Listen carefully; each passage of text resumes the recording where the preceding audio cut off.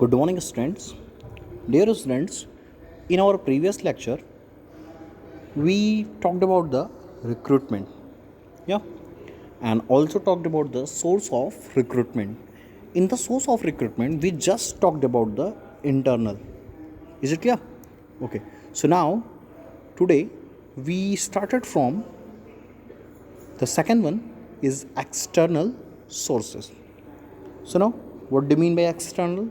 Simply, when a candidate we searching the candidate from the outside of the business और the organisation. मतलब हम business organisation के बाहर से किसी को इनवाइट करें, ठीक है, for the vacant job position in the organization, जो हमारे यहाँ खाली जॉब पोजीशन है उसके लिए.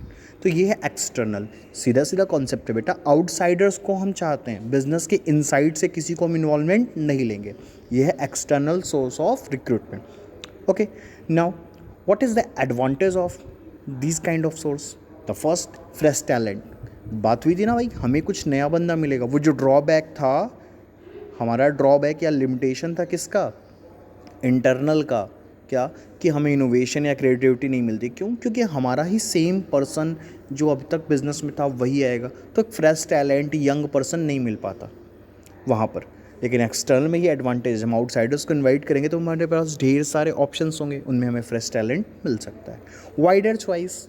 वाइडर चॉइस तो क्लियर है भाई, बहुत सारे एप्लीकेंट हो जाएंगे ना. एक इंटरनल सोर्स में हम तो क्या था कि लिमिटेड चॉइस थी, लेकिन हम जब आउटसाइडर्स को इनवाइट करेंगे तो वाइडर चॉइस होगी, बहुत ज़्यादा पर्सन्स होंगे जिनके थ्रू हम ये सब कर सकते हैं. फिर क्वालिफाइड पर्सोनल. भाई हम चाहें तो उनमें से सेलेक्ट करेंगे ना, कि हम किसको सेलेक्ट करेंगे, जो सबसे ज़्यादा कौन होगा, क्वालिफाइड होगा, सूटेबल पर्सन होगा, हम उसको सेलेक्ट करेंगे. अगला एडवांटेज, लेटेस्ट टेक्नोलॉजिकल नॉलेज. आप समझ रहे हो क्या है? बेसिकली जब हम आउटसाइडर्स को इनवाइट करते हैं तो हमारे पास यंग टैलेंट आते हैं, तो वो टेक्नोलॉजी का बेहतर यूज़ करते हैं, तो टेक्निकल नॉलेज भी उनके पास अच्छी होती है. Now competitive spirit. अब कॉम्पिटिटिव स्पिरिट, जब यंग टैलेंट को हम इनवाइट कर रहे हैं, एक्सटर्नली लोगों को दे रहे हैं, तो हमारे पास कंपटीशन के स्पिरिट वाले ढेर सारे पर्सन्स, एम्प्लॉयज़ आते हैं. फिर हमें उनमें से कुछ अच्छे सेलेक्ट करने होते हैं. तो ये सारी क्वालिटीज़ एक्सटर्नल सोर्स की है. क्लियर है? ये तो हो रही बात एडवांटेज की. नाउ बेटा, अब हम बात करेंगे क्या ड्रॉबैक्स हैं. कुछ तो ड्रॉबैक हैं. Yes, the first drawback is the moral of existing employees goes down. हमारे खुद के जो एम्प्लॉय पहले से हैं ऑर्गेनाइजेशन में, उनका मोरल क्या होता है? डाउन होता है. अरे आउटसाइडर्स को ले रहे हैं, हम इंटरनल्स हैं, हमें प्रमोशन देना चाहिए, ऐसे उनके अंदर फीलिंग्स आ जाती है. तो उनका मोरल क्या होता है? एक्सटर्नल रिक्रूटमेंट में उनके मोरल डाउन्स हो जाते हैं. Now lengthy process. भाई लेंदी प्रोसेस तो है. आप आउटसाइडर्स को पहले इनवाइट करोगे, फिर उनके टेस्ट लोगे, फिर उनका सिलेक्शन करोगे, उनको ट्रेनिंग दोगे, फिर उनका डेवलपमेंट होगा. तो इस तरह से एक लेंदी प्रोसेस है, लॉन्ग प्रोसेस है. ठीक है, it takes time. Next, the new employees may not adjust in the rules and regulation of the organization. As you know, जब तुम भी नए नए स्कूल में आए होगे तो तुम्हें भी एडजस्ट करने में टाइम लगा होगा, तुम्हें स्कूल्स के रूल्स समझने में टाइम होगा. उसी तरह से एक एम्प्लॉय को जब किसी नए ऑर्गेनाइजेशन में जाता है तो उसको वहाँ के रूल्स, रेगुलेशंस, इन्वायरमेंट को अडॉप्ट करने में टाइम लगता है.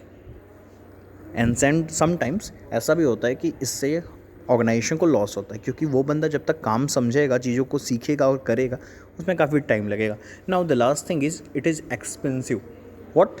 ये महंगा है. क्यों महंगा है भाई? मैंने बताया ना, यह लेंदी प्रोसेस है. जब प्रोसेस ज़्यादा है तो एक्सपेंसेस भी तो ज़्यादा गिरेंगे.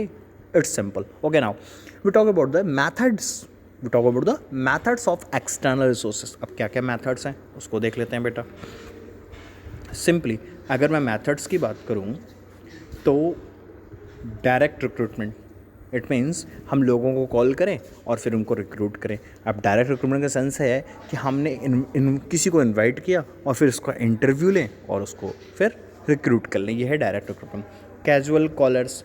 भाई ये भी वही है कि हमने किसी के रेफरेंस पे या फिर ओपनली किसी को कॉल किया, 10-15 लोगों को बुलाया, तो ये हुए कैजुअल कॉलर्स. Now advertisement. अब हम क्या करें, न्यूज़पेपर्स में, मीडियाज़ के जितने सोर्सेज हैं उसमें हम क्या करें, एडवर्टाइज दें. Employment exchange. एम्प्लॉयमेंट एक्सचेंज बेटा, एम्प्लॉयमेंट एक्सचेंज एक एसोसिएशन है, एक यूनिट है जहाँ पर हम जाते हैं. वहाँ पे ऑलरेडी बहुत सारे लोगों के नेम रजिस्टर्ड होते हैं और वहाँ से हम कुछ लोगों को सेलेक्ट करके उनको हम कॉल कर देते हैं कि आप हमारे यहाँ पे वैकेंट प्लेस है, आकर जॉब ले सकते हैं. Now placement agency and management consultant, the same concept of the employment exchange. यहाँ पर भी क्या है, ये प्लेसमेंट एजेंसियाँ हैं, बड़ी बड़ी एजेंसीज होती हैं. ये कई फ्रेश और यंग टैलेंट्स को अपने यहाँ रजिस्टर्ड कर रखती हैं, और जब भी कोई रिक्वायर्ड जॉब पोजीशन होती है फिर ये उनको इनवाइट करके वहाँ पर इंटरव्यूज़ या टेस्ट के लिए सेंड कर देते हैं. नाउ कैंपस रिक्रूटमेंट सिंपल है ये तो, लाइक तुम बेटा आगे बढ़ोगे तो बीकॉम करोगे, एमबीए करोगे, तो एमबीए जब कर लोगे तो वो इंस्टीट्यूशंस ही ऐसे बड़े बड़े बिजनेस ऑर्गेनाइजेशंस को इनवाइट करता है अपने स्टूडेंट्स को जॉब प्लेस देने के लिए. तो वो ऑर्गेनाइजेशन आती है आपके कॉलेज में, आपके कैंपस में, और आपको वहाँ से रिक्रूट करने के लिए एक चांस देती है. रिकमेंडेशन ऑफ एम्प्लॉयज़, कई बार ऐसा भी होता है कि ऑर्गेनाइजेशन का एम्प्लॉयज़ किसी आउटसाइडर्स को इनवाइट करता है या फिर इनविटेशन प्रोवाइड करता है for the recruitment, that is the recommendation. Labour contractor, ऐसा भी होता है कि हम सीधे जिनको जॉब देनी है उनसे नहीं, उनके किसी हेड पर्सन से या मैनेजर से बात करते हैं और उनके अंडर में जितने पर्सन्स होते हैं, लेबर्स होते हैं, वो हमको मिल जाते हैं.